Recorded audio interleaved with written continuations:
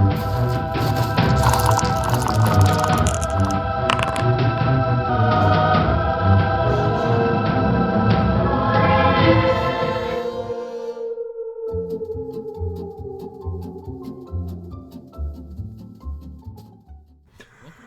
morning, everybody. My name is Harry Jacobs, and I am the North of 60 Gamer, and welcome to the North of 60 Gaming channel. Today, we are going to be looking at Rival Restaurants, a game for 2 to 8 players, ages 10 and up, and it takes about 45 to 60 minutes to play. The game is designed by Rob Chu, John Kang, and Gary Alaka, and the art is by Audrey Young, and it's by Gap Closer Games. And we're going to get down to the table and we're going to do an unboxing. This is the Kickstarter Deluxe version of the game, so the pieces are going to be absolutely marvelous. At least I hope so. So let's go down to the table and let's check it out. So as an ex-chef, I can really appreciate a game like this. I spent 25 years in the restaurant industry, and in fact, I'm going back into it when I retire in about 6 months to a year. And it seems like a lot of fun. It is chaotic in the restaurant business, and you can see the artwork here. So you can see it's probably a little bit tongue-in-cheek as we play. So that's the art on the front, and there's the art on the back, and there's the game set up. It's Revenge is the dish best served cold and hot. So let's get the box open and take a quick look at what's inside.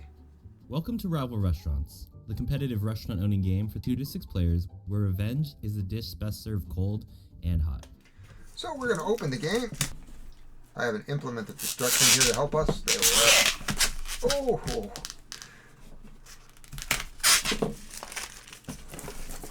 There we are.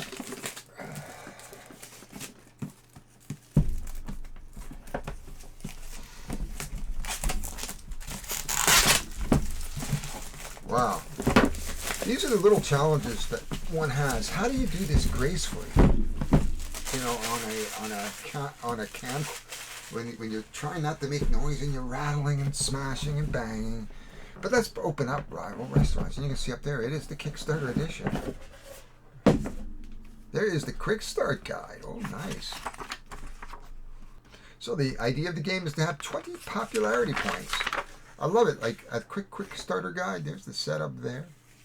Looks like there's the player boards. So it looks pretty big. Some recipes. The deluxe version. Very colorful. No great wall of text. I love the color schemes.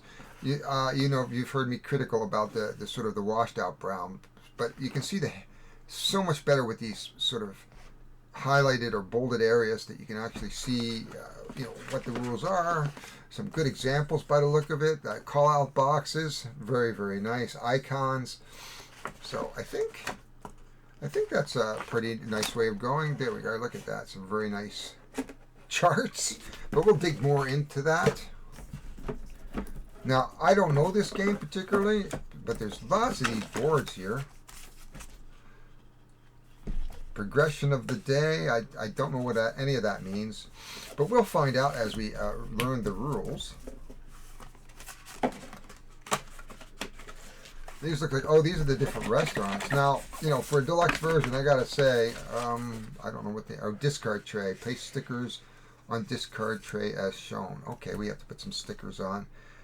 So there is our restaurants. We have a number of different restaurants. You can see tongue-in-cheek. There's the Mexican restaurant.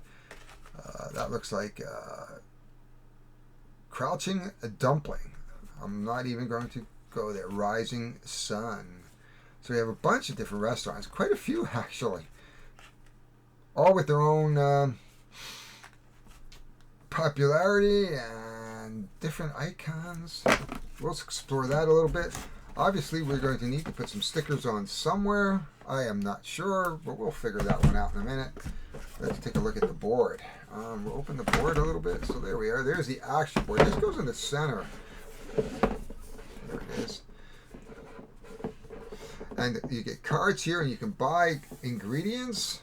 There's your Chop Shop, the Dairy King, We have some action cards. The island, I'm not sure what that does. But each one of these, from my understanding, is that you're going to put a figure on it, and then you're going to negotiate with other players, and you have about a minute to do it. Uh-oh, we got to punch out. And there's, looks like some of the characters that you can play. We'll deal with that in a minute. Oh, we've got some... Oh, I just love making these things. There we go. Wheels of food of some sort. I'm not quite sure, but there's 8 of them. But that makes sense because it's an 8-player game. We've got some nice trays. That goes right into the center. We have itty bitty cards. And they'll go into itty bitty sleeves. And it looks like there's plenty of room for them. Oh, these are the different cards. Like, here's your eggs. So that would be your dairy. Yeah. And there is your fruits. Really cute. Oh, we have tofu right on top. Yeah, my favorite food. And we'll show more of these cards once I open them. I'm going to sleeve them up. We have dinner and a show. These must be your customers. So we've got our different... We've got different... I don't know what these are. Not yet, anyway. Foods or sailing ships or something. Well, let's open it up and see.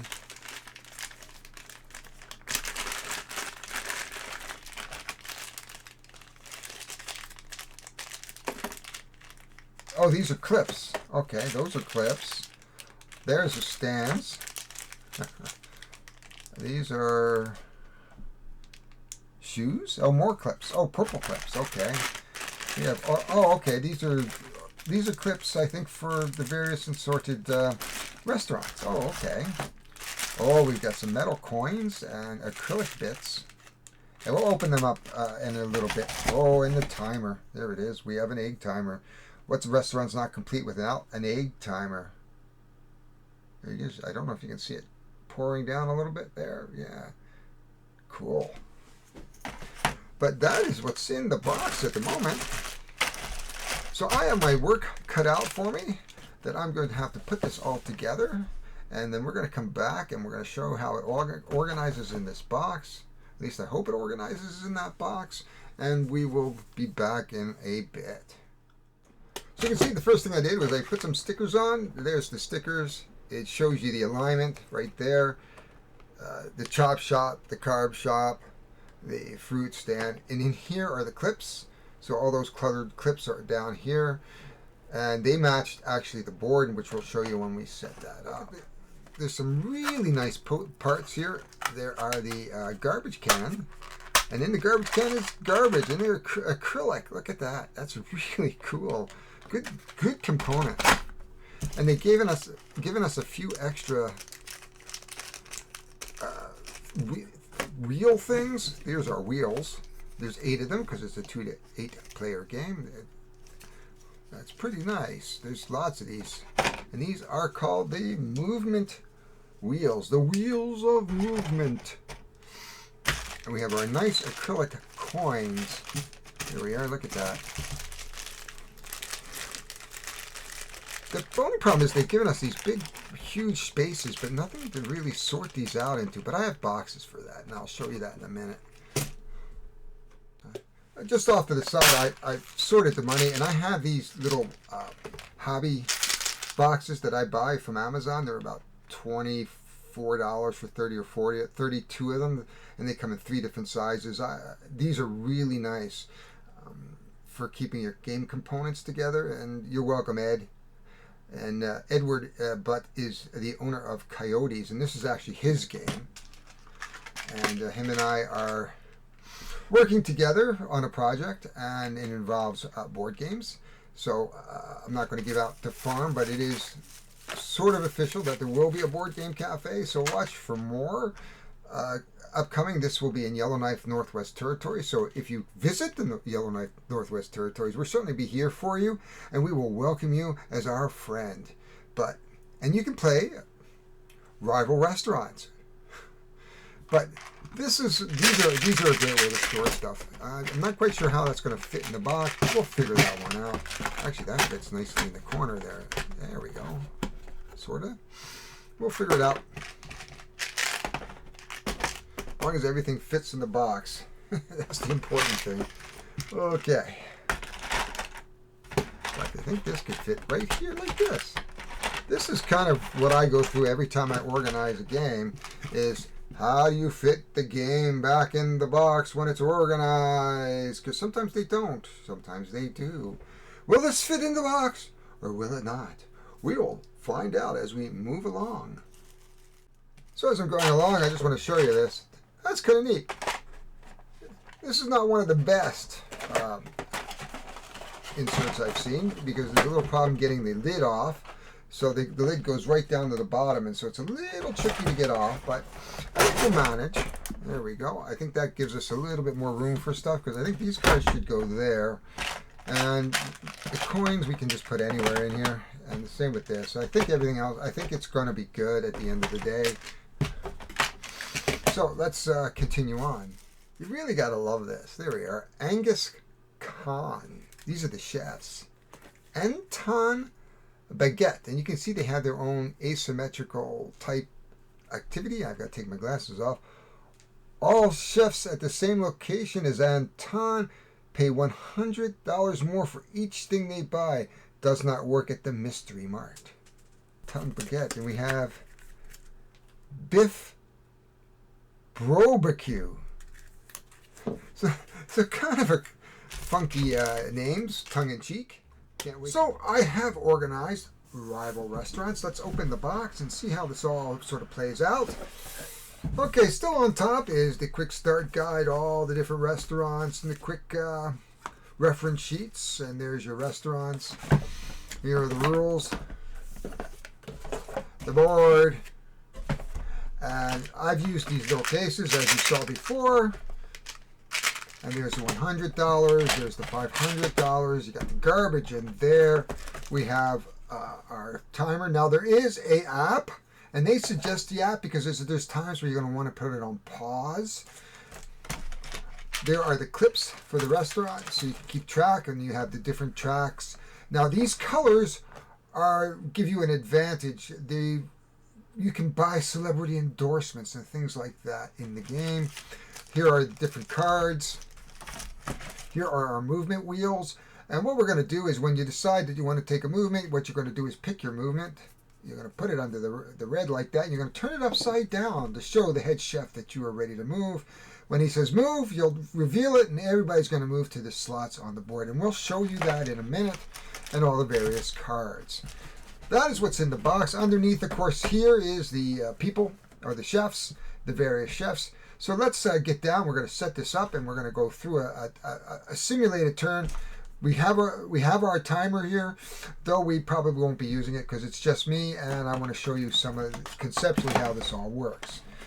But what happens is there's 3 basic phases. So let's get down. Let's get it set up. Let's talk about how this game plays. So here we are. We have set up the main board at the moment, and you can see there is the island in the middle here where we have our discard trays and we have our clips that we use for the various enhancements, and the enhancements give us special powers, and you can see them on the top of the restaurant card, and we'll explain that once we look at these a little bit closer here. But you'll use these clips here to indicate which enhancements you have. Like if you have the double top cooking, you'll be able to cook both recipes at the same time. You always must have a basic recipe and a gourmet recipe, and we'll talk a little bit more about that in a minute.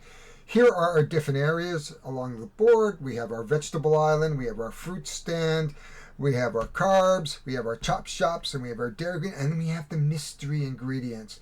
Keeping in mind, as a chef, we all know what the definition of a fruit is, and a fruit is something that has a seeds on the inside. So if you're looking for your green peppers, you're not going to find it at the vegetable shop. You're going to find it at the fruit stand. I didn't make up the rules. This is Rival Restaurants. So we have our decks ready to go, and then what we'll do is we'll actually set up each of our ingredients. along here. And then we're going to look at the player boards. To begin the game, set up the market board by placing the discard tray with upgrades in the center and corresponding ingredients in each market. We recommend leaving one ingredient face up in each discard tray slot closest to the market so that the players will know where to put the discarded ingredients. Place the garbage bin and action cards in their allocated areas and leave piles of coins in easily accessible areas for the players. Place the 2 decks of recipe cards to the side of the market board. So now you see we are ready to go. We have laid out our markets with the various items.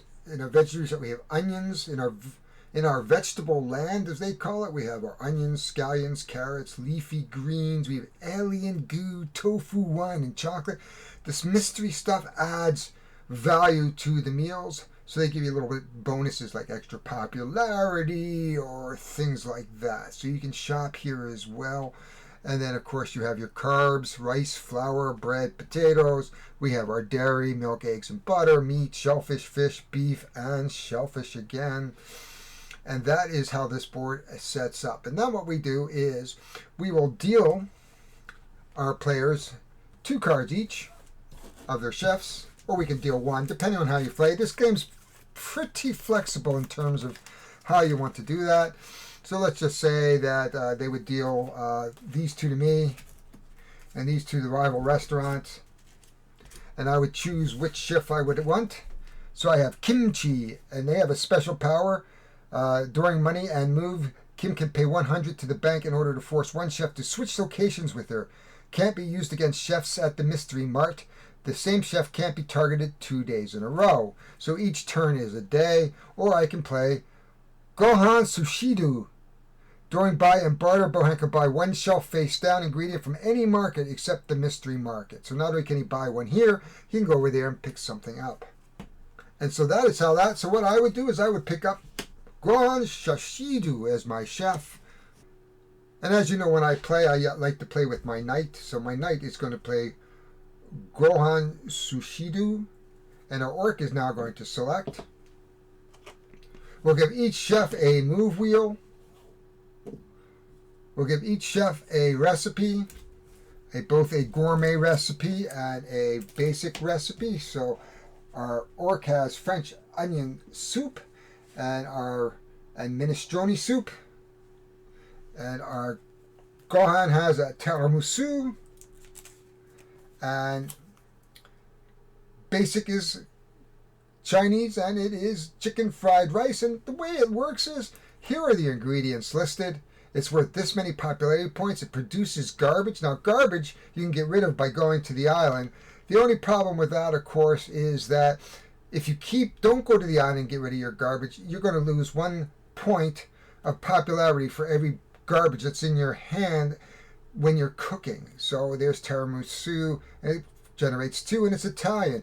So depending on the restaurant, you can get an extra popularity. So if your Chinese restaurant is serving Chinese food, you get an extra popularity point. And we'll put them there. For now, we're just going to line up here so that we can see what we're doing. There's not a lot of space here, as you know. We're just going to push this off a little bit to the side so we can just make a little more room. There we are. We don't know who. We can know who the chef is now, of course, and he has picked General Stroganoff.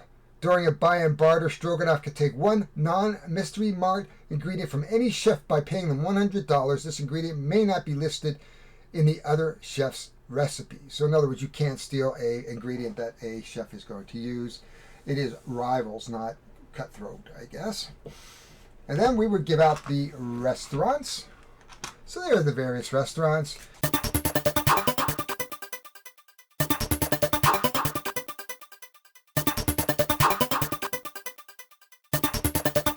And we'll give Gohan Sushido. And we'll put the rest in the box. So I'll get the choice of a Vietnamese dishes. So a Vietnamese restaurant in faux reels. Or I can have French dishes. Now, neither of them do I have. I have Italian. But I like French cooking as a chef myself. So I would go with the French restaurant. General Stroganoff has a Japanese or a Chinese, and he has neither dish. He has Italian. But anyway, so he is going to go with Japanese, the rising sun. And you can see there's your popularity track along the side. And this is what we use our little clips for. So we'll take the little clips and we will put that on the 0. Now, this is not my favorite way of doing games with these little clips. I find them a big pain in the butt. However, put these right over here, a little bit off to the side, a little bit off the table, but that is okay. And here we have everything you need to know about what happens in a game. So there are the progress of a day. So a day consists of 3 phases, and the first phase is move, money and move, buy and barter, cook and counter. Now let's talk about turn order. Each turn or day is composed of 3 phases, during which all players participate. The 3 phases of each day are money and move, buy and barter, and cook and counter. And this talks where you can go to the island, and these are the different things you can do in the island. Here are the things you can do in the market, and we'll explain a little bit more about that in a moment. First things, I'm going to have to get our chefs. So I've selected our chefs. Now I'm going to, usually they have purple stands. I'm going to keep them face down just so that you can see them on the cam. And that is how we set the game. So we have Kohan Sushido, and he is running a French restaurant. And General Stroganoff is, of course, in a Japanese restaurant. We have our first 2 recipes, and that is how the entire game's set up. This is a 5-minute setup, basically. So it's a very quick setup, and you can play from 2 to 8 players.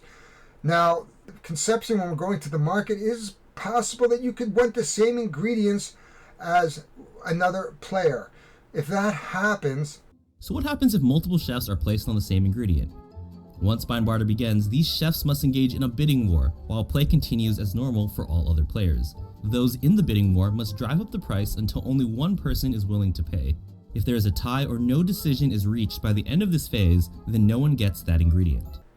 And the person who bids the most money wins. If you both have a tie, you can bid for garbage. You can add garbage to your hand to get that ingredient. So, but remember, when you get that ingredient, you've got to get rid of garbage. And that is all there is to it. So we have our orc, and we have our knight, and we are ready to play the game. And the game starts off where we are basically going to give each player one of each kind of ingredient, except for the mystery market. And the ingredients can be faced up. Everything is pretty much face up here except for the action card. And we'll give each one of these players an action card as well. We'll just put that under there. So we'll give them an action card. Action cards are things you can do at any point in a turn, and I'll show you mine in a minute. Then next we're going to General Stroganoff, his 5 cards. Now what we do is when we look at our cards, we can look at our recipes and see if we match anything on our recipes. We have an onion. I have nothing here with an onion. Nothing here with a cheese. Oh, cheese. So there's a tiramisu. I can put a cheese there. I have flour. And that is the only thing I can actually match at this point.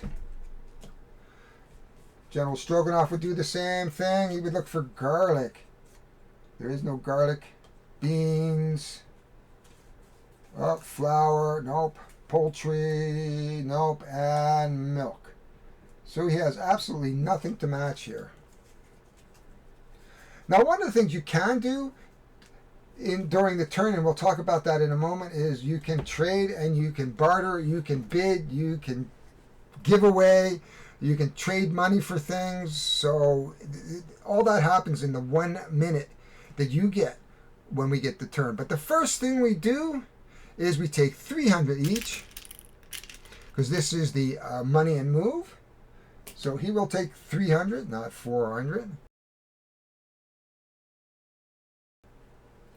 and he takes 300. Then they have to decide on where they're going to move. Our first phase is money and move. This phase is not timed. During money and move, players get income for that day, which starts at $300, and to then decide where they want to move.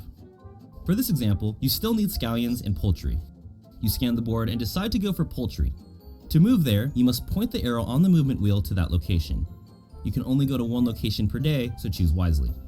So I think what's going to happen is we will make it. Now for me, I really want to go to the dairy bar, at least buy an ingredient there, because I need tons of dairy. You can see eggs, butter, cheese, eggs, milk, and we've got most of that all here.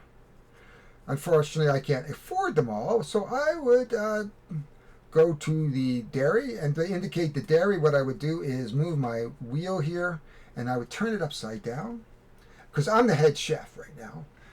He needs beans, tomatoes. Oh, good. So in this case, General Stroganoff would like to go to the fruit stand. So he would turn this to the fruit stand, and he would turn it upside down. When we're ready to move, we both turn it up, and I'm going to move over to here, onto the ingredient that I want to buy, which is eggs. And he wants to buy beans. There's no conflict whatsoever. So what would happen is I would pay my $200 to buy my eggs. And again, I would put this right next to my recipe. Now we could talk back and forth, and you can say, does he need anything I have? I have cheese, I have onions, carrots, onion. He needs an onion. And only during this phase could we actually trade. Now he looks over here, and I don't need any. I need beans. He needs beans. There's beans there. Garlic. Do I need garlic anywhere? No. Poultry? No. And milk. He knows I need milk. So he might say, why we're at this phase, because we only have a minute, and he's going to pick up tomatoes, because he wants to make his famous minestrone soup. He says, Harry, hello, Chef Harry, would you like to trade, I know you need milk. Would you trade me milk for some onions? Being friendly rivals, I say sure. So I would give him, he would give me a milk, and I would give him the onions. Because it's a friendly rivalry. I mean, that's the way it is. That is the end. Our second phase is buy and barter. During buy and barter, players get 1 minute to do as much buying and bartering as they can. Let's begin by talking about buying. There are 6 different markets that each sell different ingredients. If a player is at a market, they can choose to buy face-up ingredients off the counter, or they can buy random face-down ingredients off the shelf. Do not restock counters until the next phase. So at this point in time, we buy, we bid, and we do all kinds of things, and we can follow that along here. So that is the buy and barter. So we've bartered for a trade. If we were a little bit more, I could have said, geez, you should give me a little more money, but we didn't do that. And then we're going to cook and counter. Well, we're going to come back to our respective restaurants, and it's our responsibility as chefs to make sure that we refill the counters. Just like that. We have nothing to cook at this point. Now, during the game, we can play action cards. And look at this one. Discard one non-mystery meat ingredient of your choice from each chef. You can choose a different ingredient from each chef. So that really could screw him up. Or in his case, he could go Raiders of the Lost Pork. Steal one ingredient of your choice from any chef. Basically, that is how you play the game. And what happens then is we'll do the same thing again. We get to the top of the turn. We will take our 300. That is just one sampling of what we want to do. So we're going to just jump ahead a little bit to show you the cook aspect of it. So started the turn, we're going to take our $300. We've earned some money along the ways. We've got most of our ingredients here, 300. 1, 2, 3. I need chocolate. That's the only thing left I have for my tiramisu. So I am going to go to the mystery shop. Chef here needs noodles, which is here. So he's going to go to the carb shop. Head chef says move. I move to the chocolate. He moves the garbs. He pays 100. I play 300. Seems a little bit unfair, doesn't it? So he's going to get his noodles. I'm going to get my chocolate. And I go, whoa, wait a minute. Food recall. I can discard one Mystery Mart, non-Mystery Mart ingredient from any chef. And I go, well, you know, chef, I'm going to take your noodles. I'm going to discard it. And I'm going to put that right over here into the carb shop. And this chef is now fuming. Because what happens now, of course, is that we go to the next turn, to the bottom, which is our cook and counter. And I'm going to say I've got all 6 ingredients for my tiramisu. Our last phase is called Cook and Counter. During this phase, players can cook recipes to earn popularity points, and the market counters are restocked. This phase is not timed. During Cook and Counter, chefs return to their restaurant and may cook a recipe if possible. If a player is able to cook, they announce it to everyone and have the player on their left verify that they have all of the correct ingredients. When you successfully cook a recipe, the used ingredients are discarded. You gain popularity, and garbage is created. Slide the cooked recipe under the restaurant and replace with a new recipe, a basic for a basic and a gourmet for a gourmet. When you accumulate 3, 7, and 12 popularity points, you get a restaurant level up bonus. These bonuses must be used immediately unless it says from now on. A few notes. Players can only cook one recipe per day unless they have a double cooktop upgrade, which allows them to cook both recipes. If there is any garbage in your restaurant when you cook, any recipes you cook are worth 1 less popularity per garbage.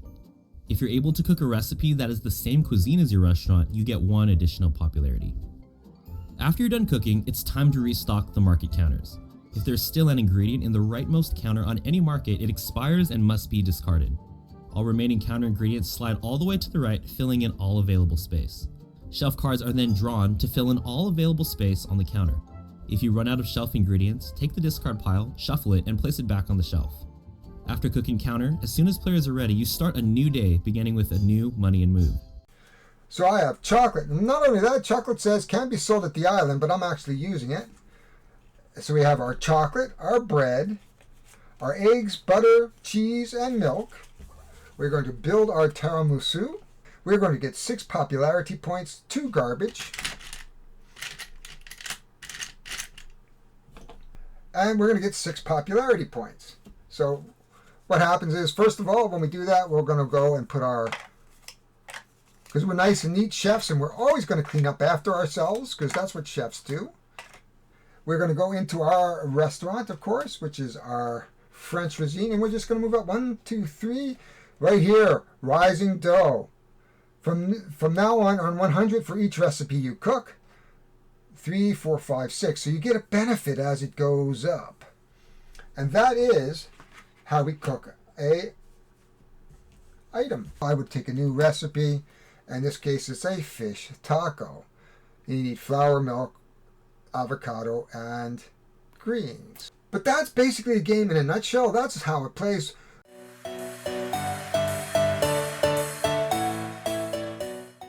So here you can buy upgrades for your restaurant. And so, you know, the chef over here could come over at some point and spend $200 and get a basic recipe book, which allows him to pick up 4 recipes and choose one. He can get a gourmet recipe book, so he can spend $300 to pick up a purple to get an upgrade to his gourmet recipe book, which allows him to pick 4, choose one. Here is our double top stove. We can actually work on both and cook both on the same day. Otherwise, you can only cook one on the same day. You can get a celebrity endorsement, which increases your daily income by 100, or social media advertising, and it'll also go up for $100 per turn. So you could there are ways to increase your income through the game. So you can go from 3 to 500, giving you a little more flexibility. Because when you go to the island, you're going to want to get rid of garbage. Maybe you want an action card. Maybe you want to buy one of these, and that is what the game is about. 20 points, that is the win. This is as easy as the game is. There are 3 different phases for each turn. We have the money and move. You're going to take $300 or more. You're going to move to set your movement counter and move to that spot. Then you're going to buy and barter. You're going to buy what you've set out to buy. If you land on the same spot as somebody else, you're going to bid. If the highest bidder wins, the other guy, you can bid up the garbage if you tie. You can then also cook and then counter. So cook is you're going to cook your recipe. Counter is you're just going to refill your counters along the board. So if you have multiple players, each person could be responsible for a different shelf. But that is all this game's about. It's fun, it's frantic, and it will be on the shelves. This is a special game because both Ed and I are... He's currently in the restaurant business, and I spent 26 years as a chef. This is a little near and dear to our hearts. So let's go up for final thoughts. A few final thoughts around this game. So here's a few final thoughts. Now, this is only based on my walkthrough of the game because I am not simulating this. It's too hard to simulate what would be a frantic race and take that game of rival restaurants. But first of all, we can talk about the components. These components are excellent. You have the acrylic money, which adds a little bit of quality of life. We have these wonderful trays here that makes packing up and putting away and setting up very, very easy. A very, very basic type of filler game or gateway game that allows you with some resource management. It allows you a little bit of worker placement. There is no real luck. This is a very lightweight or gateway Euro style game because you only have the cards. There's nothing here for luck. Yes, you could grab a ingredient out from underneath the chef, but that's typical in any Euro, is being able to grab something that somebody else wanted. You have that bidding mechanism, of course, but really, this is really a good starter game. It would be a lot of fun. I think the kids would like it because it's really just matching. I would say that, a 10 or 12-year-old could play a game like this very, very easily. There's not a lot of money involved. It's very abstract. The action cards have some real take that to it. Things like rat infestation. There, you can see it right just there. Place this on any market until a total of $500 is paid to the bank by the other chefs. You are the only one that can buy in that shop. We have Monopoly. Pick a specific ingredient. Everyone must give you all the ingredients they own. So there's some really take that into that. And I know that people really like that in a game. And I think that makes that game a little bit more frantic. Oh, I've almost got that recipe. No, you don't. I want the peas. Whoosh. I've got all the peas. Who wants to barter for peas? I'll sell you peas. I'm $200 each. And that's the kind of stuff and antics that can go on in this game very, very easily. I can't wait to play it. I am hoping we're going to get to it, to play it with the gang maybe this week or next, as soon as we have some time. There's a lot going on, and I'm hoping that you will join us at some point, maybe at Coyotes, and ask for this restaurant. If you want me to come and play it, ask Ed. Ed knows my phone number. I'll be happy to come and teach you how to play. So that is it for now. Anyway, my name is Harry Jacobs. I am the North of 60 Gamer. If you want to like this, I would really appreciate it. Hit the thumbs up, go like, click, subscribe if you would. I appreciate that. It does take some time out of my day to make these videos, and I really appreciate it if you would just smash the subscribe button. Make some comments down below if you would think this is a game you would like, or think this is a game that anybody would like, I guess, or just make some comments about a game like this. I'm glad to have them, so make some comments down below. And that is all for now. I'm going to put this away and we're going to get this edited and get it up on the internet.